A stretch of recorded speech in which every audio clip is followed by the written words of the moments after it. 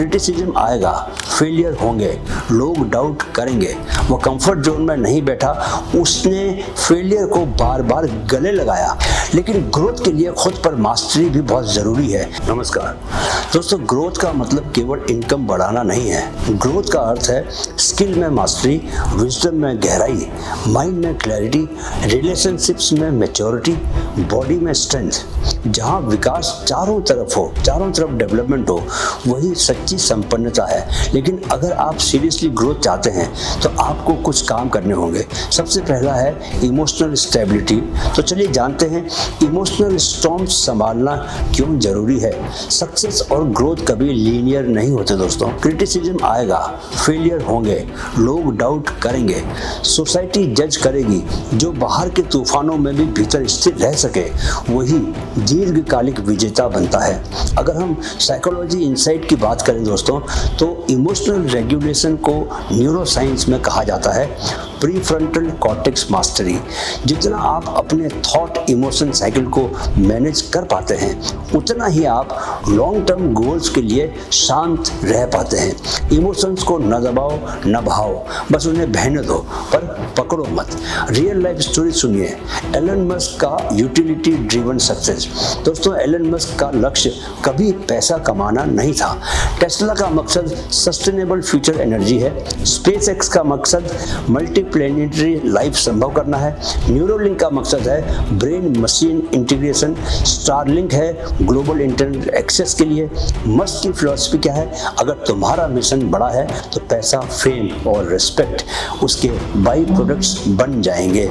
Musk हर दिन high agency choices लेता है। वो कंफर्ट जोन में नहीं बैठा, उसने फेलियर को बार बार गले लगाया। हर प्रोजेक्ट ह्यूमैनिटी के काम आया। याद रखो दोस्तों, जो खुद को मिटाकर दूसरों के जीवन में रोशनी लाते हैं वही असली में अमर हो जाते हैं। और यह भी कभी ना भूलो कि सपनों की कीमत तब है जब वो किसी और की जिंदगी संवार दे। अब मैं आपको प्रैक्टिकल इंटीग्रेशन फॉर्मूला दे रहा हूं। आपने ग्रोथ, कंट्रीब्यूशन और स्टेबिलिटी को इंटीग्रेट करना है। सबसे पहले ग्रोथ के लिए आपको लर्निंग एंड बिल्डिंग का एक्शन लेना है, जिसका आउटकम रहेगा स्किल मास्टरी, यानी आप अलग अलग स्किल्स के मास्टर बनेंगे। कंट्रीब्यूशन के लिए आपको सर्व एंड सॉल्व करने का एक्शन लेना होगा। इसमें आउटकम के रूप में आपको मिलेगा एक पर्पसफुल इम्पैक्ट। ऐसे ही स्टेबिलिटी के लिए आपको इमोशनल मास्टरी का एक्शन लेना है और आउटकम के रूप में आपको मिलेगी लॉन्ग टर्म पीस, यानी दीर्घकालिक मन की शांति। लेकिन ग्रोथ के लिए खुद पर मास्टरी भी बहुत जरूरी है। चलिए अब इसे समझते हैं कि ये कैसे करना है। मास्टर योरसेल्फ, अपना अपग्रेड खुद बनो। दोस्तों, खुद को मास्टर करने के लिए आपको साइकोलॉजी की सच्चाई समझनी होगी कि सेल्फ रिफ्लेक्शन ही अल्टीमेट एक्सीलरेटर होता है। आपको लेवल्स ऑफ ग्रोथ समझने के लिए यह जानना होगा कि कॉग्निटिव ग्रोथ पाने का अर्थ है कि आप में डिसीजन क्लैरिटी है।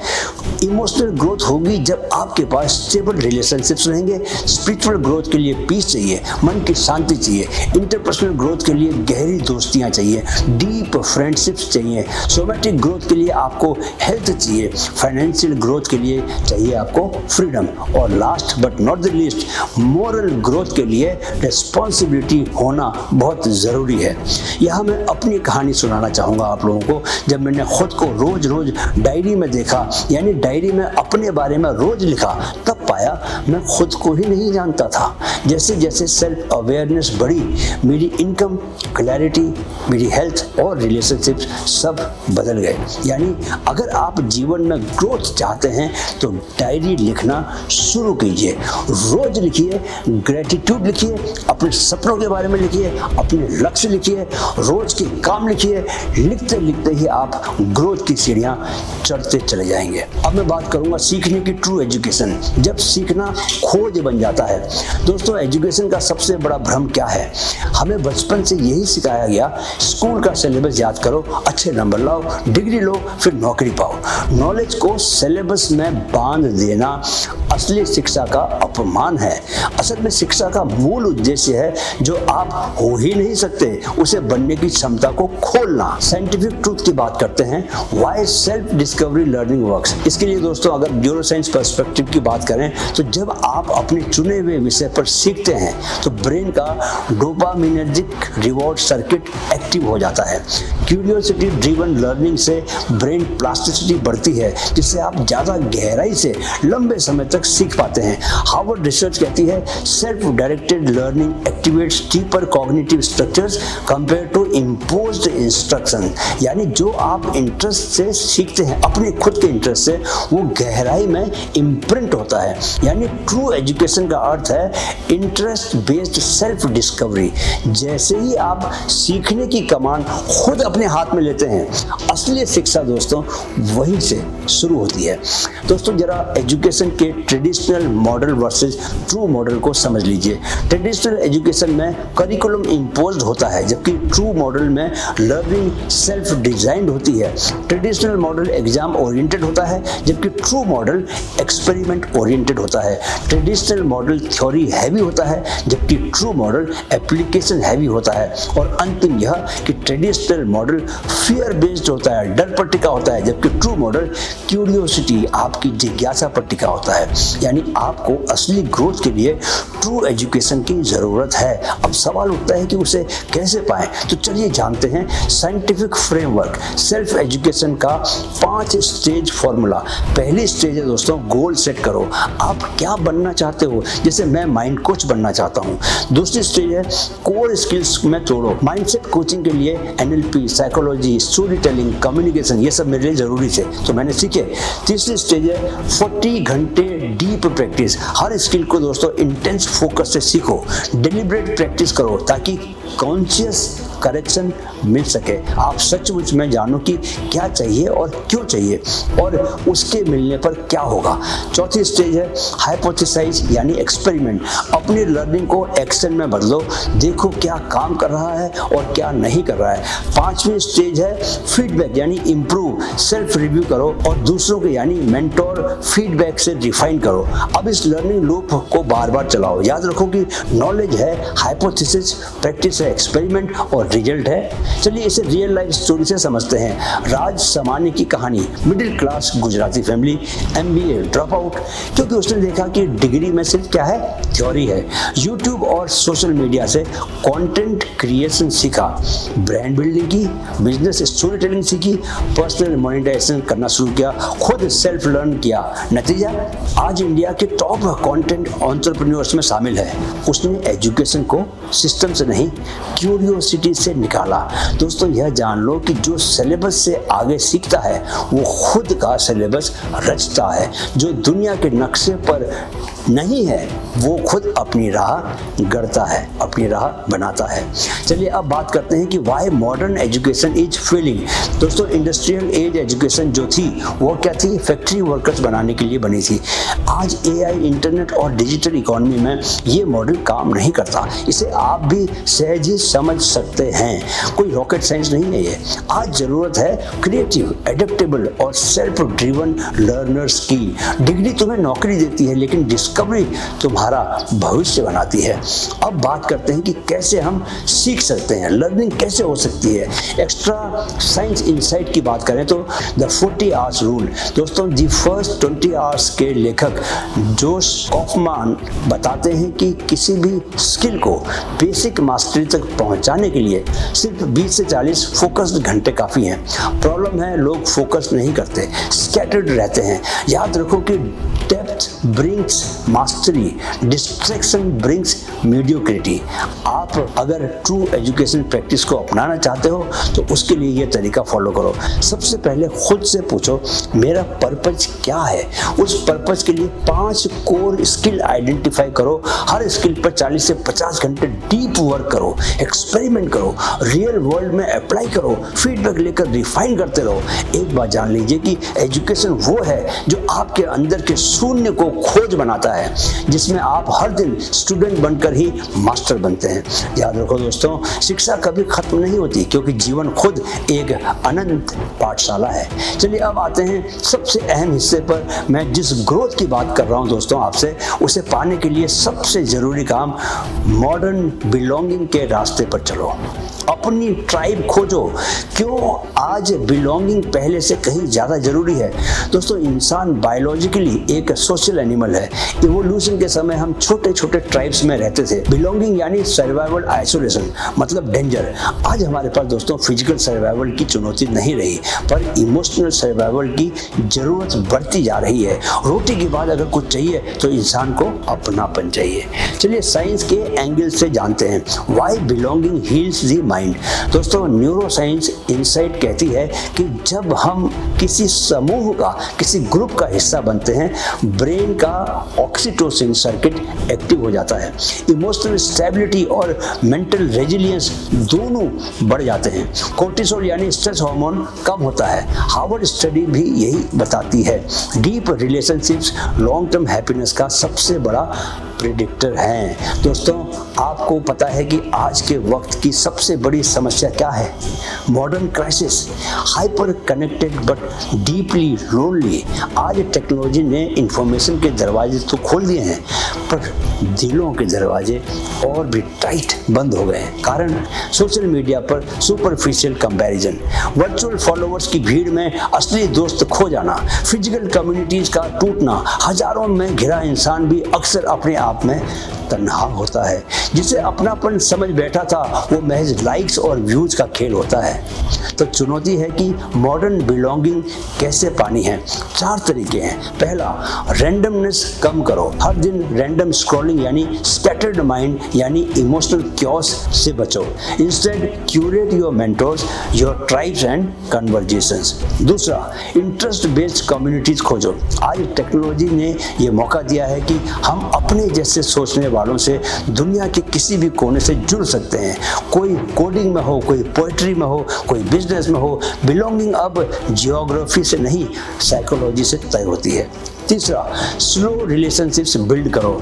टेम्परेरी डोपामिन से भरी सुपरफिशियल चैट्स से दूर बने रहो दोस्तों। Deep, honest, value driven conversation शुरू करो। Few but real people. चौथा, गिव बिफोर यू टेक। पहले वैल्यू दो, लोगों की ग्रोथ में मदद करो। ट्राइब्स वहीं टिकते हैं जहां म्यूचुअल ग्रोथ होती है। याद रखो दोस्तों कि अपनापन तब गहरा होता है जब दोनों अपने अपने मास्क उतार दें। दोस्तों, जब मैंने माइंड कोचिंग शुरू की, फॉलोअर्स 0, अंडा 0 थे। फिर मैंने कंटेंट से, कोचिंग से, वैल्यू से एक कम्युनिटी बनानी शुरू की। अब वो सिर्फ व्यूअर्स नहीं रहे, ट्राइब बन गए हैं। आज माइंडफिट सिर्फ एक चैनल नहीं है, एक हाई एजेंसी माइंडसेट ट्राइब है। और मैं अपने जैसे लोगों से लगातार जुड़ रहा हूँ। हर सप्ताह मैं YouTube लाइव कर रहा हूँ। इस कम्युनिटी से जो भी लोग जुड़ना चाहते हैं वे कृपया mindfit68 mindfit68@gmail.com पर मैसेज भेजें। अपना नाम और नंबर हमारे साथ शेयर करें।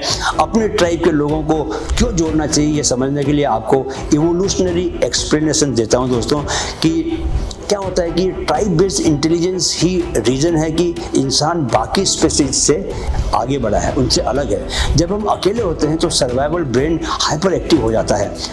जब हम ट्राइब में होते हैं, अपने ग्रुप में होते हैं, दोस्तों के बीच होते हैं, एक जैसे सोचने वालों के बीच होते हैं, तो क्रिएटिविटी, पीस और कॉन्फिडेंस बढ़ता है। यह मॉडर्न वर्ल्ड में भी वैसा ही काम करता है। अब सवाल पैदा होता है कि कैसे करें ट्राइब बिल्ड। तो लीजिए, देता हूं आपको प्रैक्टिकल ट्राइब बिल्डिंग फॉर्मूला।